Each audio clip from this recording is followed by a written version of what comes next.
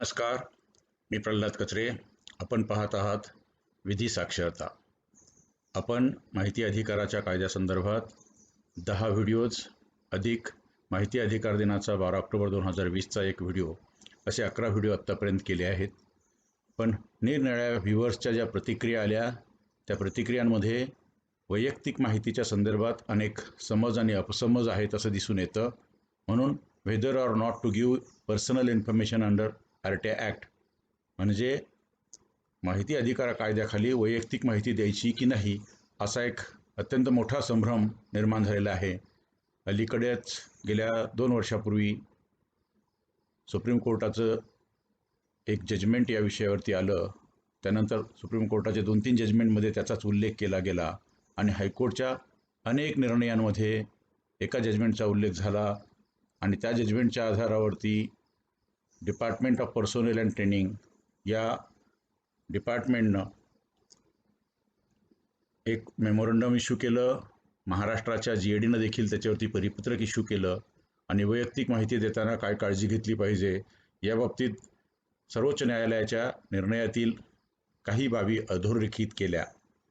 त्यामुळे माहिती देताना देखील जनमाहिती अधिकाऱ्याच्या मनामध्ये भीती निर्माण झाली आणि जो माहिती घेतो त्या माहिती घेणाऱ्याच्या, ज्याला इन्फॉर्मेशन सीकर म्हणतात, त्याला मात्र आपण माहिती मागतो ती द्यायला हवी पण दिली जात नाही असा एक संभ्रम निर्माण झाला. आणि म्हणून आता आपण वैयक्तिक माहिती म्हणजे नेमकं काय आणि माहिती अधिकारामध्ये वैयक्तिक माहिती देण्यावरती नेमक्या काय मर्यादा आहेत ह्या गोष्टी आपण समजावून घेऊ.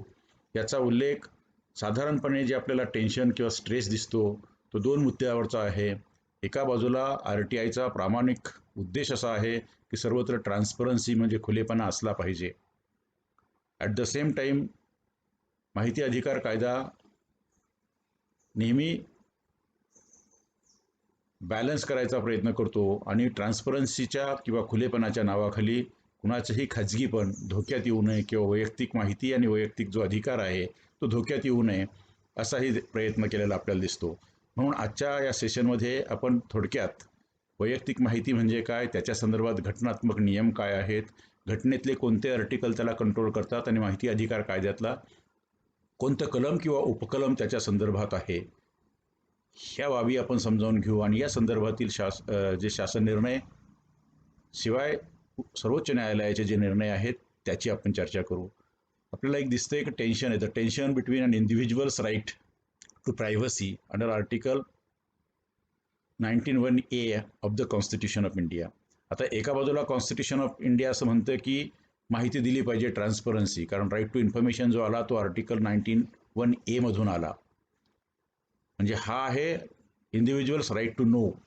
पण त्याच वेळेस प्रायव्हसी हा एक फंडामेंटल राईट आहे.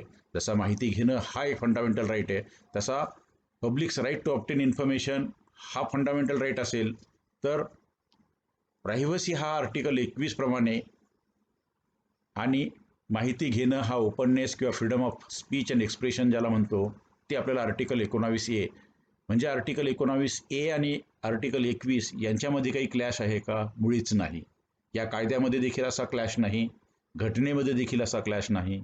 दोन्ही बाबीत पाहिलं तर मात्र चर्चेमध्ये आणि एकूण आत्ताच्या सध्याच्या वापरामध्ये असा क्लॅश निर्माण झाल्याची एक भावना सर्वत्र निर्माण झाली असं आपल्याला दिसते. आपण एक्झम्पशनचं जे क्लॉज आहे, आपण आता आर्टिकल 19 घटनेचं पाहिलं, आपण आर्टिकल 21 घटनेचं पाहिलं जे प्रायव्हसीच्या संदर्भात फंडामेंटल राईट देतं. आपण आता RTIच्या सेक्शन 8(1)J त्याच्यामध्ये असं लिहिलेलं आहे की इन्फॉर्मेशन विच रिलेट्स टू म्हणजे अशी माहिती की जी personal information the disclosure of which has no relationship to any public activity or interest.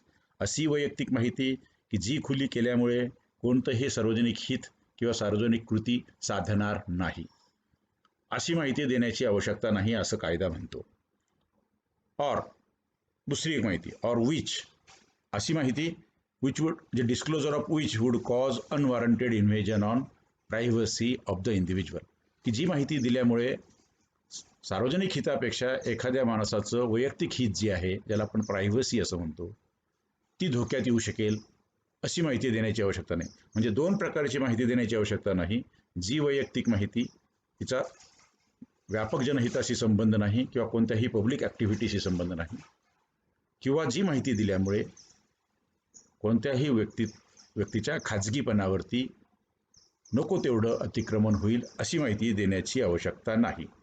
Unless, मात्र हे ॲब्सोल्यूट नाही, म्हणजे हे जे लिहिलं आहे ते एकदम निरंकुश नाही, म्हणजे द्यायचीच नाही असं नाही. अशी माहिती सुद्धा दिली जाऊ शकते unless the PIO is satisfied that the larger public interest justifies the disclosure of such information. आता या सब क्लॉजमध्ये म्हणजे 8(1)J या सब क्लॉजमध्ये आपण 3 गोष्टी पाहिल्यात. एक, अशी पर्सनल इन्फॉर्मेशन जिचा व्यापक जनहिताशी किंवा कुठल्याही सार्वजनिक कृतीशी काही संबंध नाही. 2, जी दिल्यामुळे एखाद्याच्या खाजगीपणावरती नको तेवढे अतिक्रमण होण्याची शक्यता आहे. मात्र अशी माहिती दिली जाऊ शकते कधी, जेव्हा PIO जनमाहिती अधिकाऱ्याचं असं समाधान होईल की ही माहिती दिल्यामुळे साधणारं जे सार्वजनिक हित आहे ते बाधा येणाऱ्या हितापेक्षा म्हणजे खाजगीपणाच्या हितापेक्षा मोठं आहे याची खात्री होईल. म्हणजे याचा अर्थ जनमाहिती अधिकाऱ्याकडे वैयक्तिक माहिती द्यायची की नाही याचं डिस्क्रिशन या कायद्यामध्ये अंतर्भूत आहे असं आपल्याला दिसून येतं. पुन्हा आपण हे ग्राफिकच्या स्वरूपामध्ये समजावून घेऊ. Section 8(1)J excludes disclosure of personal information. आता कोणती personal information? Which has no relationship to any public activity or interest. ज्या वैयक्तिक माहितीचा कोणत्याही सार्वजनिक हिताशी आणि सार्वजनिक कामकाजाशी संबंध नाही अशी माहिती, किंवा जी दिल्यामुळे एखाद्याच्या खाजगीपणावरती नको तेवढं अतिक्रमण होईल अशी माहिती देण्याची आवश्यकता नाही. हावेवर, इथे सुद्धा असं लिहिलं आहे, however in both the cases, या दोन्ही केसेसमध्ये the central information officer or the appellate authority may order disclosure. म्हणजे अशाही परिस्थितीत, ह्याही परिस्थितीमध्ये आणि याही परिस्थितीमध्ये जनमाहिती अधिकारी किंवा अपिलीय अधिकारी किंवा आयोग माहिती देण्याचा निर्णय घेऊ शकतात. केव्हा? If they are satisfied that larger public interest justifies disclosure. आता आपल्याला हे माहिती आहे, आपण पहिल्या 10 भागांमध्ये हे पाहिलेलं आहे, कोणत्याही माहिती मागणाऱ्या अर्जदारावर माहिती कशासाठी हवी आहे हे सांगण्याचं बंधन नसतं. पण जेव्हा एखाद्याची अशी खाजगी माहिती तो मागायला लागतो आणि ती माहिती सर्वसाधारणपणे देण्याचं प्रयोजन नाही, मात्र तो असं म्हणतो की ही माहिती दिल्यामुळे मला हे सार्वजनिक हित खुलं करता येईल किंवा हे त्याच्यातनं सार्वजनिक हित साधणार आहे, अशा वेळेस मात्र त्यांना कारण द्यायची गरज नाही, पण सार्वजनिक हित काय आहे माहिती मागण्यामध्ये हे जनमाहिती अधिकाऱ्याला कन्व्हिन्स करावं लागेल. आणि ते म्हटल्यानंतर देखील जनमाहिती अधिकाऱ्याने द्यायची की नाही हा मात्र निर्णय जनमाहिती अधिकाऱ्याचा आहे. आणि म्हणून हे अत्यंत क्वासी ज्युडिशियल, अत्यंत जबाबदारीचं आणि अत्यंत महत्त्वाचं काम आहे. कारण ही 2 मूलभूत हक्कांच्या मध्ये तोलमाप करण्याचं काम त्या जनमाहिती अधिकाऱ्याला करावं लागतं. एका बाजूला नागरिकाचा माहिती जाणून घेण्याचा आर्टिकल 19(1)(अ) प्रमाणे दिलेला फंडामेंटल राईट आहे. दुसऱ्या बाजूला ज्या माणसाची माहिती आपल्याकडे आहे त्या माणसाच्या खाजगीपणाचा कलम 21 प्रमाणे 9 जजेसच्या खंडपीठानं जाहीर केलेला प्रायव्हसी हा एक फंडामेंटल राईट आहे. 2 फंडामेंटल राईटच्या मध्ये जेव्हा क्लॅश येतो अशा वेळेस क्वासी ज्युडिशियल कपॅसिटीमध्ये जनमाहिती अधिकाऱ्याची भूमिका ही अत्यंत महत्त्वाची ठरते. आणि म्हणून सर्रासपणे केवळ एखादं जजमेंट कोट करून निर्णय देण्यापेक्षा या ठिकाणी application of mind, application of evidence, हा सगळा ज्याला आपण म्हणतो ॲप्रिशिएशन ऑफ इव्हिडन्स, हे सगळं पाहिलं पाहिजे आणि अत्यंत बारकाईनं तपासणी करूनच निर्णय घेतला पाहिजे. इन्फॉर्मेशन विच, आता याच्यामध्ये बघा पुढे आणखी एक रायडर आहे. तो रायडर असा आहे की the information which cannot be denied to parliament or a state legislature shall not be denied to any person. हे मात्र सगळ्या सब क्लॉज 8च्या कलम 8मध्ये जे एक्झम्पशन आहेत किंवा जे अपवाद केलेले आहेत ते 10 आहेत आणि 10 अपवादापैकी ह्या केवळ 10व्या अपवादालाच हा क्लॉज लावलेला आहे.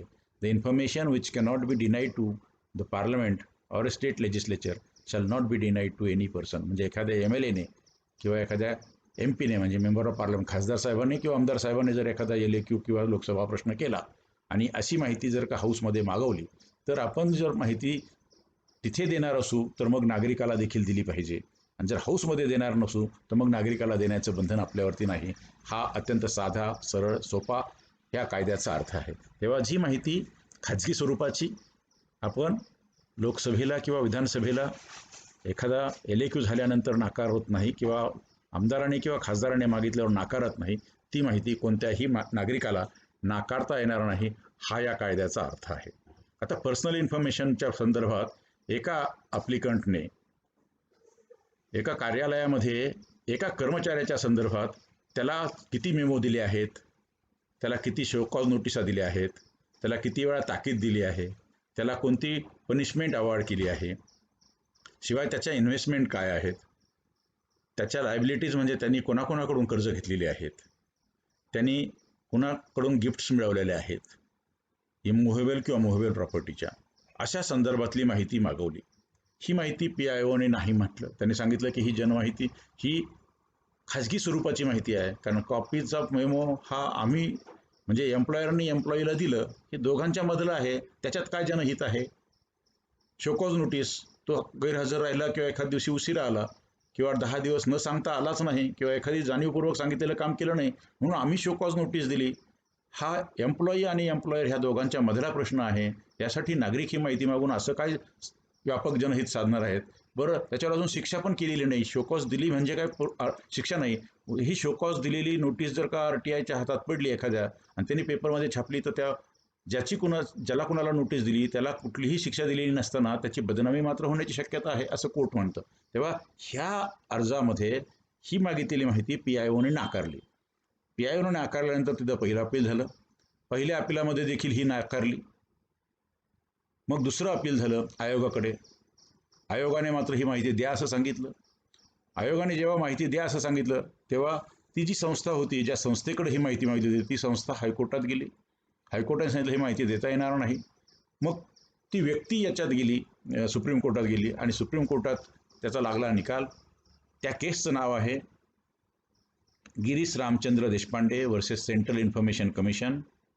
ही 2012ची केस आहे आणि त्यामध्ये सुप्रीम कोर्ट असं म्हणतंय, the performance of an employee officer in an organization is primarily a matter between employee and employer, the disclosure of which has no relations to any activity or public interest. म्हणजे आपण जे दोन व्याख्या पाहिल्या होत्या, सुरुवातीला जे दोन बाबी पाहिल्या होत्या, दोन मुद्दे पाहिले होते की ती वैयक्तिक माहिती आहे पण ती पब्लिक इंटरेस्टशी निगडीत आहे का. एखाद्याला केवळ शोकॉज नोटीस देणं हे यात फार पब्लिक इंटरेस्ट नाही, ती पब्लिक ॲक्टिव्हिटी असू शकेल, कारण एम्प्लॉई आणि एम्प्लॉयर हे दोघं जे काम करतात हे सार्वजनिक पद्धतीने काम करतात, मात्र ते फार पब्लिक इंटरेस्टचं नाही असं सुप्रीम कोर्टाचं म्हणणं होतं. Thus the details called for by the petitioner, that is copies of all memos issued, all show cause notices, orders of censure, punishments etcetera was qualified to be personal information. हो, ही personal information आहे असं supreme कोर्टाने म्हटलं. आता दुसरा मुद्दा ठरवायचा की ही दिल्यामुळे व्यापक जनहित साधणार आहे का. आणि या केसमध्ये मात्र ज्यांनी ती माहिती मागितली त्या अर्जदाराने व्यापक जनहित निदर्शनास आणून दिलं नाही जनमाहिती अधिकाऱ्याच्या किंवा अपिली अधिकाऱ्याच्या किंवा आयोगाच्या, आणि त्यामुळे त्याला ती माहिती नाकारली गेली आणि सुप्रीम कोर्टाने तेच उचलून धरलं. द डिटेल्स, आणि सुप्रीम कोर्ट असं पुढं म्हणतं, the details disclosed by a person in his income tax return were also personal information, thus exempted from disclosure. Disclosure of personal information could cause unwarranted invasion of privacy of the individual. However, the disclosure is possible only if the court असं म्हणतं की yes, अशी माहिती सुद्धा दिली जाऊ शकते, पण केव्हा, if the larger public interest justifies the disclosure of information. तेव्हा मागणाऱ्या व्यक्तीवरती या ठिकाणी बर्डन दिलेलं आहे की त्यांनी व्यापक जनहितासाठी ही वैयक्तिक माहिती मला हवी आहे असं सिद्ध केलं तर मात्र अशी माहिती देता येऊ शकेल. मात्र जनमाहिती अधिकाऱ्याच्या किंवा अपिली अधिकाऱ्याच्या किंवा माहिती आयोगाच्या समाधान होईल अशा पद्धतीने ते व्यापक जनहित आहे असं स्पष्ट करावं लागेल असं यात म्हटलेलं आहे. कार्यालयांमध्ये बघा फार मोठ्या प्रमाणावरती वैयक्तिक माहिती असते. प्रत्येक माहितीला जर आपण वैयक्तिक माहिती म्हटलो तर RTIमध्ये कोणतीच माहिती देता येणार नाही. म्हणून आपण नेहमी खुलेपणानं या गोष्टीकडे पाहिलं पाहिजे. RTI या कायद्याचा उद्देश पारदर्शकता निर्माण करणं आहे, म्हणजे to promote transparency, to promote accountability, म्हणजे जाबदेयता, पारदर्शकता, प्रशासन खुलं करणं आणि प्रशासनातील भ्रष्टाचार निपटून काढणं, या माफक हेतूनं आणि नागरिकांना जागरूक करणं, नागरिकांना प्रश्न विचारायला भाग पाडणं आणि नागरिकांचा अंकुश प्रशासनावरती राहील या पद्धतीनं काम करणं हा आहे. आता प्रशासनाकडं किंवा कुठल्याही गव्हर्नमेंटच्या निर्णय ऑफिसेसमध्ये जी माहिती असते ती सर्व नागरिकाचीच असते. त्या प्रत्येक माहितीवरती कुणाचं ना कुणाचं नाव असतं. आपण जर प्रत्येक माहितीला ही माहिती वैयक्तिक आहे आणि म्हणून देणार नाही अशी भूमिका घेतली तर आर-टी-आय ॲक्ट फेल होईल किंवा आर-टी-आय ॲक्टचे उद्देशसुद्धा असफल होतील. आर-टी-आय ॲक्टचा उद्देश असा नाही, उलट जितकं खुलेपणा करता येईल तेवढा आपण खुलेपणा केला पाहिजे, पण खुलेपणाच्या नावाखाली कुणाचीही वैयक्तिक किंवा खाजगी माहिती खुली करण्याचा कट्ट देखील कुणी करू नये असा याचा अर्थ आहे. आता पहा, नेमकी खाजगी माहिती काय असते हो? माणसाच्या घरात आपण जे काही करतो ते सगळं खाजगी पण असतं. स्वतःच्या घरातलं कार्यालयात जे वागतो ते आपण खुलं असतं, त्याला आपण पब्लिक इन्फॉर्मेशन म्हणतो. आणि आपण आपल्या घरात वैयक्तिक आयुष्यामध्ये जे आपण स्वतः करतो ते सर्वच गोष्टी आपण प्रसिद्ध करत नाही. म्हणून त्या प्रत्येक व्यक्तीचा आधार नंबर म्हणजे जे काम करत असतील त्याचा, तो नागरिकांचा असेल किंवा पब्लिक सर्व्हंटचा असेल, त्याला आपण खाजगी माहिती म्हटली पाहिजे. त्याचा पॅन नंबर नक्की खाजगी आहे. त्याचा बँक अकाउंटचा नंबर नक्की खाजगी आहे. एखादा जी-एस-टी भरत असेल, जी-एस-टीचा, व्हॅटचा असले काही नंबर असतील, कुठलेही त्याचे जे नंबर असतील की ज्याच्यामुळे त्याची personal identity about that very transaction किंवा त्याच्या पर्सनल ॲसेट्स, पर्सनल लायबिलिटीज, त्याच्या पर्सनल गोष्टी ज्या असतात ना खुल्या होतील असे कोणतेही. मग income tax return, income tax रिटर्नमध्ये देखील अकाउंट नंबर असतो. इन्कम टॅक्स रिटर्नमध्ये देखील आधार नंबर असतो. इन्कम टॅक्स रिटर्नमध्ये देखील आपला पॅन नंबर असतो. हा, पण इन्कम टॅक्स रिटर्नमध्ये त्याची आय किती, त्याने उत्पन्न किती मिळवलं आणि त्याने इन्कम टॅक्स किती भरला, या दोन गोष्टी मात्र सार्वजनिक आहेत. आता एखाद्या व्यक्तीने इन्कम टॅक्स कमी भरला आणि त्याच्याकडं खूप म्हणजे इन्कम आहे, ही गोष्ट आहे पब्लिक इंटरेस्टची. आणि असं कोणी मागत असेल तर तो पब्लिक इंटरेस्टसाठी इन्कम टॅक्सचा रिटर्न देतो की नाही, हे ज्यावेळी इन्कम टॅक्सच्या पी-आय-ओच्या समोर सप्रमाण काही गोष्टी मांडल्या जातील की हे इन्कम आहेत, हे त्यात मांडलेले दिसत नाहीत. पहिल्यांदा किमान याची असेसमेंटची ऑर्डर की ज्याच्यामध्ये अंशतः पॅन नंबर, आधार नंबर, बाकीच्या गोष्टी हे साधून व्यापक जनहितासाठी द्यायचा का नाही याचा निर्णय घेतला जातो. नॉर्मली इन्कम टॅक्सचे रिटर्न्स देत नाहीत, कारण त्याच्यामध्ये इतकी खाजगी माहिती दडलेली असते. आणि म्हणून सुप्रीम कोर्ट पण असं म्हटलेलं आहे. पण जर लार्जर पब्लिक इंटरेस्ट जस्टिफाय केलं तर इन्कम टॅक्स रिटर्न देखील द्यायला लागेल, त्याची असेसमेंट ऑर्डर देखील द्यायला लागेल आणि त्याच्या संदर्भातली बाकी माहिती देखील द्यायला लागेल. फक्त लक्षात ठेवलं पाहिजे की वैयक्तिक माहिती ही ॲब्सोल्युटली पूर्णपणे झाकून ठेवता येणार नाहीये.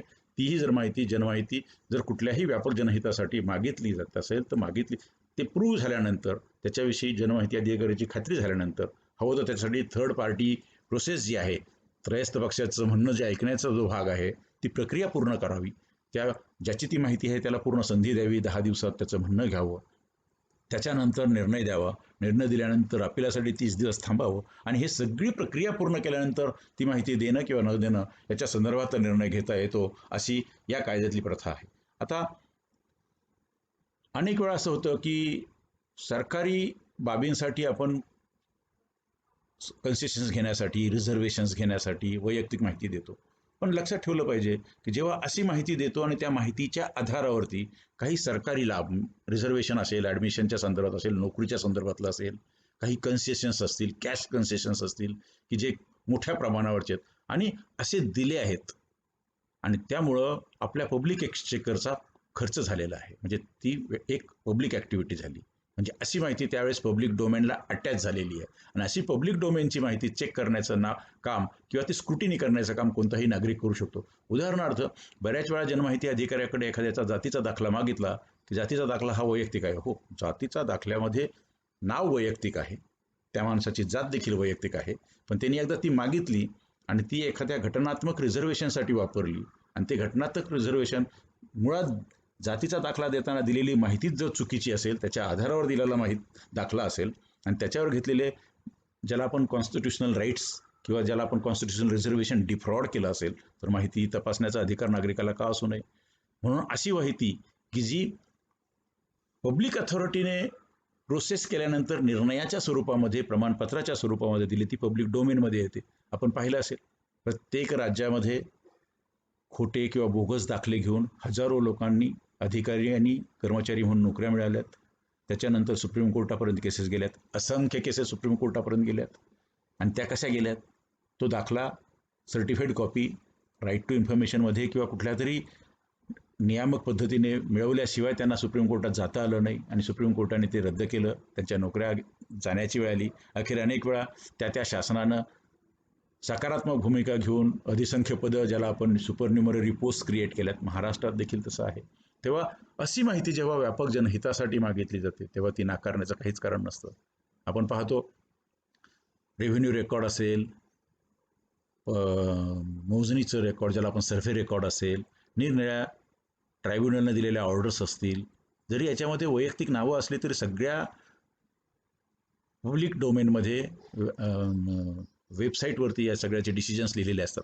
डिसिजन्स जेव्हा आपण हायकोर्टात आणि सुप्रीम कोर्ट पाहते त्याच्यातही दोन खाजगी पार्टी असतातच. म्हणून प्रत्येक ठिकाणी जिथे व्यक्तीचं नाव लिहिलं ती प्रत्येक व्यक्तीची माहिती वैयक्तिक होते असं नाही. वैयक्तिक माहिती ती असते जी माणसाच्या वैयक्तिक गोष्टीशी निगडीत असते. एखादा सर्व्हिसला आहे आणि सर्व्हिसला त्याचं बरं वाईट काही झालं तर त्याच्यानंतर कुणाला त्याचे लाभ दिले जावेत याच्यासाठी त्यांनी नॉमिनेशन केलं असेल ते त्याचं वैयक्तिक आहे. त्यांनी ॲसेट्स आणि लायबिलिटीज काय लिहिल्या आहेत ते वैयक्तिक आहे. पण जेव्हा दिलेल्या लायबिलिटीज हे चुकीच्या दिल्यात आणि कुणीतरी बाहेरचा माणूस सांगतो साहेब याच्यापेक्षा जास्त मोठी लिस्ट माझ्याकडे आहे, इथे मात्र जनमाहिती अधिकाऱ्याने व्यापक जनहित आहे की नाही हे तपासण्याची काळजी घेतली पाहिजे.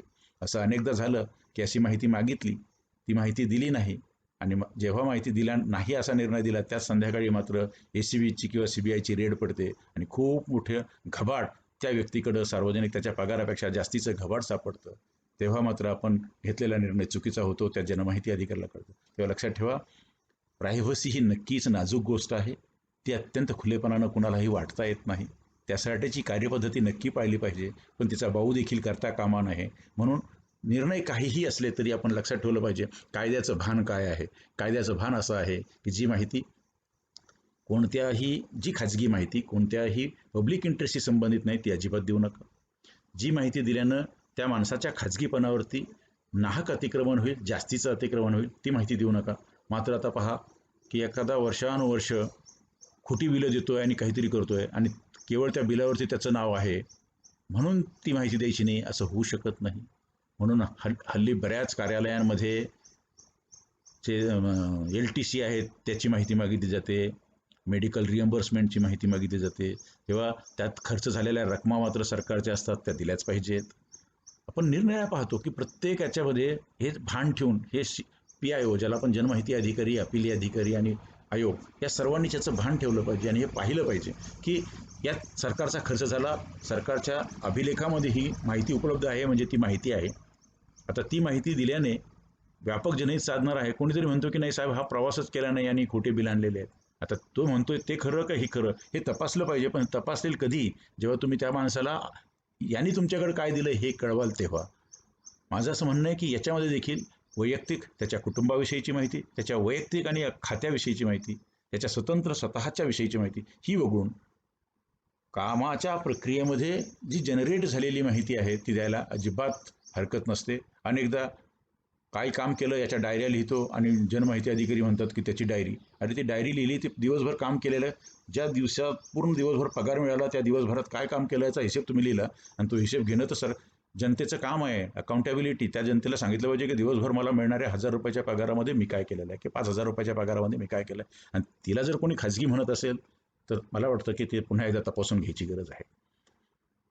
तेव्हा ह्या सगळ्या गोष्टी बारकाईनं तपासण्याची गरज आहे आणि ह्याला आपण म्हणतो. म्हणून सुप्रीम कोर्ट असं म्हणतं की जी माहिती अत्यंत वैयक्तिक आहे की जी इन्कम टॅक्सच्या संदर्भात असेल, त्याच्या संपत्तीच्या संदर्भात, लायबिलिटीच्या संदर्भात असेल, वैयक्तिक घेतलेल्या घेण्या देण्याच्या संदर्भातली असेल, त्याच्या कुटुंबियाच्या संदर्भात, त्याच्या धर्माच्या संदर्भातली, त्याच्या श्रद्धांच्या संदर्भात असेल, त्याच्या सेक्शुअल ओरिएंटेशनच्या संदर्भात असेल, त्याच्या रेसच्या संदर्भात अशी जी काही माहिती आहे ती फार व्यापक जनहिताची नसते आणि ती देण्याची आवश्यकता नाही. पण जेव्हा माहिती मागणारा तुमच्यासमोर काही इंटरेस्ट दाखवतो त्यावेळेस मात्र आपण काळजी घेतली पाहिजे.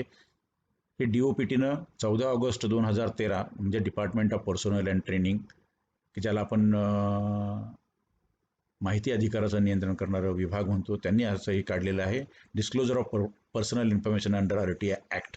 आणि त्यांनी मी जे जजमेंट आत्ता वाचलं, ज्या जजमेंटमधला मी जो परफॉर्मन्सचा पॅरा वाचला तोच त्यामध्ये जजमेंट दिलेला आहे 14 ऑगस्ट 2013ला. आणि त्यांनी जनमाहिती अधिकाऱ्यांनी ह्या बाबी समोर ठेवाव्यात असं म्हटलं होतं. त्यानंतर महाराष्ट्र सरकारने 17 ऑक्टोबर 2014 मध्ये माहिती अधिकार अधिनियम 2015 मधील तरतुदीनुसार व्यापक जनहिताशी संबंधित नसलेली वैयक्तिक माहिती पुरविण्याचं बंधन नाही, असं कळलं. अगदी बरोबर आहे. कायद्यात असंच लिहिलेलं आहे की जी माहिती जनहिताशी संबंधित नाही, ती खाजगी असेल तर अशी देऊ नका.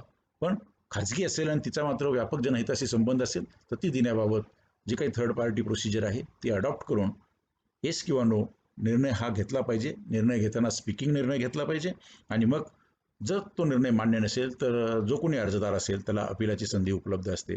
म्हणून यांनी महाराष्ट्राच्या जी आरमध्ये महाराष्ट्राचा जो हे परिपत्रक आहे त्यामध्ये आणखी एक मद्रास हायकोर्टाच्या देखील याची सरकारप्पा विरुद्ध जनमाहिती अधिकारी अशी एक याचिका आहे 10,663/2003 आणि याच्यातला निर्णय झाला होता मला वाटतं 31/8/2012 मध्ये. त्यावेळेस त्या जजेसने असं लिहिलं होतं की the information which does not constitute any public interest and which would warrant overriding the provisions of section 81J of RTI Act are not expected to be provided to the applicant under this act, especially when it is intended to score the personal disputes with third party and does not constitute public interest. म्हणजे जेव्हा खुनसीपणानं एखाद्या अधिकाऱ्याला, कर्मचाऱ्याला किंवा बाहेरच्या एखाद्या व्यक्तीला, म्हणजे एकाच ठिकाणी एकाच अपार्टमेंटमध्ये दोघं जण राहतात आणि खालचं आणि वरच्याचं भांडण आहे म्हणून तो त्याची माहिती काहीतरी मागतो आहे, किंवा सरकारी कार्यालयामधले दोन व्यक्ती आहेत ते एकमेकाचं त्यांचं काहीतरी पोस्टिंगवरून, बदल्यांवरून, ऑफिसमध्ये काहीतरी भांडण आहे आणि एकमेकाचा इगो सतत दुखावतो, तो मग कुठल्या तरी अर्जदाराला सांगतो आणि एकमेकाची खोलवर माहिती मागायला लागतो. ह्या अशा माहितीला पब्लिकच्या इंटरेस्टच्या संदर्भात काहीच नसतं. त्या दोघांच्या इगो भागवण्यासाठी, त्या दोघांना एकमेकाच्या विरुद्ध सूड उगवण्यासाठी असे अर्ज जर करत गेले असतील तर अशा अर्जांमध्ये व्यापक जनहित असतच नाही. आणि अशाच केसेस सुप्रीम कोर्ट आणि हायकोर्टपर्यंत जनरली गेलेले आहेत आणि त्या आधारावरती झाले. आणि म्हणून हे जे GR आहे, हे जे परिपत्रक आहे आपण पाहतो, किंवा जो आपण गिरीश रामचंद्र देशपांडे ही केस वाचली, उलट व्यापक या चर्चा देशभर चालू आहे आणि बहुतेक अभ्यासकांचं असं मत आहे की या जजमेंटमुळं RTI ॲक्ट कंडेन्स व्हायला लागला. खरं तर या देशामध्ये अजूनही प्रायव्हसीचा कायदा नाही. प्रायव्हसीच्या संदर्भात पहिल्यांदा हे जे 9 जजेसचं खंडपीठ बसलं आणि त्यांनी आर्टिकल 21 मध्ये प्रायव्हसी हा फंडामेंटल राईट दिला, हे पहिलं जजमेंट आहे.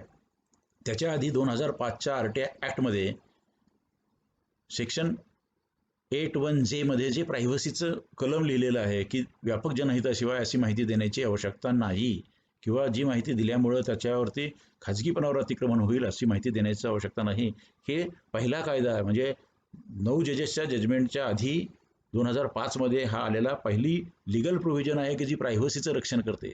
त्याच्यानंतर आता जजमेंट आलं आणि ह्या जजमेंटमध्येच त्यांनी असं लिहिलेलं आहे की आता डाटा प्रोटेक्शनचा ॲक्ट आला पाहिजे. 2018 मध्ये डाटा प्रोटेक्शनचं बिल देखील तयार झालं आहे आणि त्याच्यावरती आता स्टँडिंग कमिटी आणि इतर ठिकाणी त्याची पृच्छा किंवा त्याची ॲनालिसिस चालू आहे. लवकरच डाटा प्रोटेक्शनचा ॲक्ट येईल आणि याबाबतची आणखी क्लॅरिटी आपल्याला समोर येईल. तेव्हा आपण हे पाहिलं पाहिजे की सर्वसामान्य माहितीप्रमाणेच वैयक्तिक माहिती देखील असते. फक्त माहिती वैयक्तिक आहे असं पाहिल्यानंतर ती व्यापक जनहिताशी संबंधित आहे का, ती दिल्यामुळे व्यापक जनहित साधलं जाणार जास्त आहे का, ज्याची ती माहिती आहे त्याच्या हिताला जास्तीचा धोका निर्माण होईल किंवा त्याच्या खाजगीपणावरती जास्तीचं अतिक्रमण होईल, हे आपण पाहिलं पाहिजे आणि निर्णय घेतला पाहिजे. The sexual harassment of women at workplace prevention, prohibition and redressal act 2013 हा जो कायदा आहे यामध्ये स्पष्ट हे केलेलं आहे की जेव्हा एखाद्या कार्यालयामध्ये, कोणत्याही खाजगी कार्यालय असो की सार्वजनिक कार्यालय असो, अशा कार्यालयामध्ये जेव्हा लैंगिक अत्याचार अशी केस होते आणि त्याच्यासाठी ज्या समित्या नेमल्या जातात, लोकल कमिटी असते, डिस्ट्रिक्ट ऑफिसर असतात, इंटरनल कमिटी असते, अशा कमिट्यांचे जे काही इन्क्वायरी रिपोर्ट्स येतात, याच्या संदर्भातला कोणताही रिपोर्ट की ज्याच्यामुळे अशा महिलेचा नावाचा उल्लेख किंवा त्याची आयडेंटिटी स्पष्ट होईल असे RTI खाली सुद्धा देण्याची म्हणजे तरतूद नाही. तेव्हा RTI खाली जेव्हा असं सार्वजनिक प्राधिकरणाकडं किंवा जनमाहिती अधिकाऱ्याकडं एखाद्या कार्यालयामध्ये झालेल्या लैंगिक अत्याचाराच्या संदर्भात झालेल्या चौकशीचे कोणी अहवाल मागत असेल तर हे देखील देण्याची आवश्यकता नाही. ते प्रोटेक्टेड आहेत. सुप्रीम कोर्टाने नेहमी सांगितलेलं आहे की अशा अत्याचाराच्या बळी झालेल्या महिलांची नावं पब्लिश करू नयेत.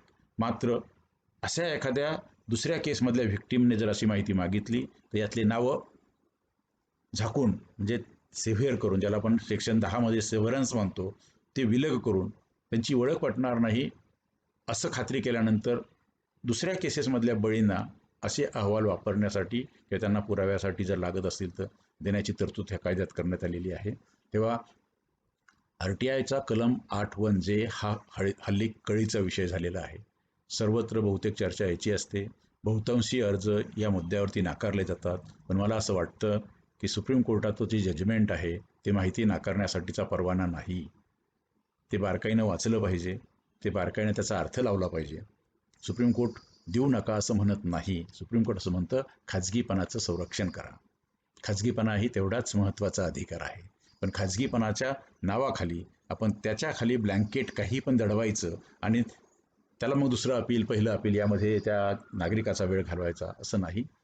खरं तर माहिती अधिकार हा ज्याला आपण ट्रान्सपरन्सी म्हणतो, पारदर्शकतेचा अधिकार असल्यामुळे या बाबतीतली जास्त काळजी घेतली पाहिजे. म्हणून खाजगी माहिती द्यावी की नाही, खाजगी माहिती दिली पाहिजे, पण जी खाजगी माहिती सार्वजनिक हिताशी संबंधित नाही आणि जी दिल्यामुळे कोणतंही व्यापक जनहित साधणार नाही, उलट एखाद्या व्यक्तीच्या खाजगीपणावरती नको तेवढं आक्रमण होईल, अशी माहिती नाकारली पाहिजे.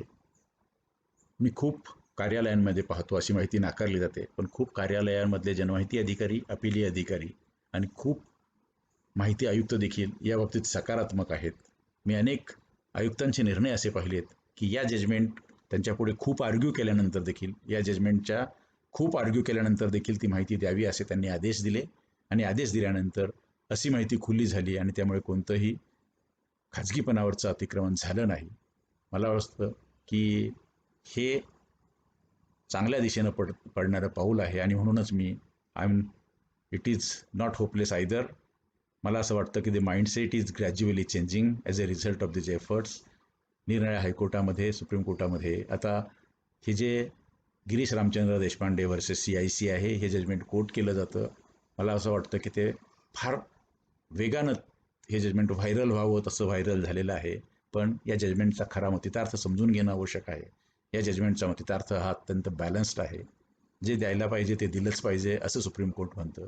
जे नाकारायचं ते नाकारलंच पाहिजे. ज्या सभ्यतेच्या मर्यादा आहेत भारतीय समाजाच्या त्या पाळल्या पाहिजेत असा सुप्रीम कोर्टाच्या म्हणण्याचा अर्थ आहे. आणि म्हणून मला असं वाटतं द ब्युरोक्रॅसी इज गेटिंग रिसेप्टिव्ह.